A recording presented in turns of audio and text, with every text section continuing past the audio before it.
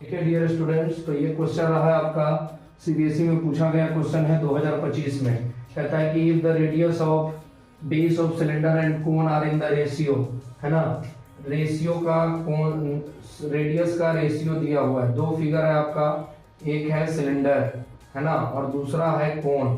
ठीक है, तो सिलेंडर का रेशियो जो दिया है वो कितना दिया है 3, इसको मान लीजिए 3r, है ना, और इसका जो हाइट दिया है वो कितना दिया है 2, तो इसको मान लीजिए 2h।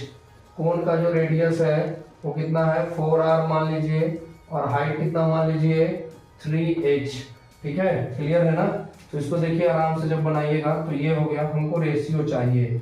हमको क्या चाहिए बाबू, रेशियो। किसका रेशियो चाहिए, वॉल्यूम ऑफ सिलेंडर अपॉन क्या बाबू, वॉल्यूम ऑफ कोन चाहिए।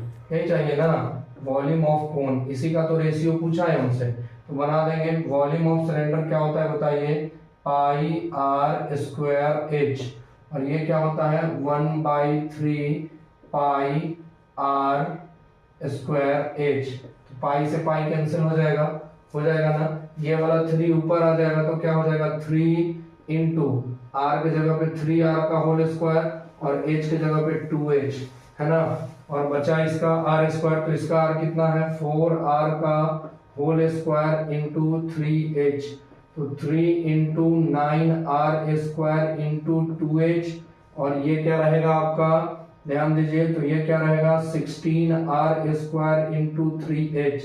h से h कैंसिल, ये से ये कट गया, r स्क्वायर से r स्क्वायर कट गया, 9 दूनी कितना हो गया 18/16। यानी कि जो रेशियो आएगा, वॉल्यूम का रेशियो आएगा वो कितना आएगा 18/16। कितना आएगा बाबू 18/16। अगर कोई इसको शॉर्टकट बनाना चाहता है, एकदम शॉर्टकट, है ना, चंद सेकंड में निपटाना चाहता है, तो सिर्फ याद रखेगा, यही याद रखेगा r स्क्वायर h, और इसका होता है 1/3 r पाई r स्क्वायर h।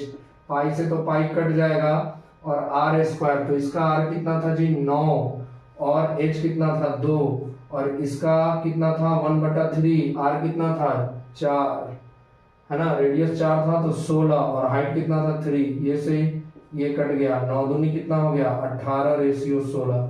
तो इस तरह से आप इसका शॉर्टकट बना सकते हैं, और इस तरह से लॉन्ग कट। ठीक है, तो इसी तरह से हर मेथड का शॉर्टकट और लॉन्ग दोनों प्रोसेस जानने के लिए मैथ मैजिक को लाइक शेयर सब्सक्राइब करें। Thank you.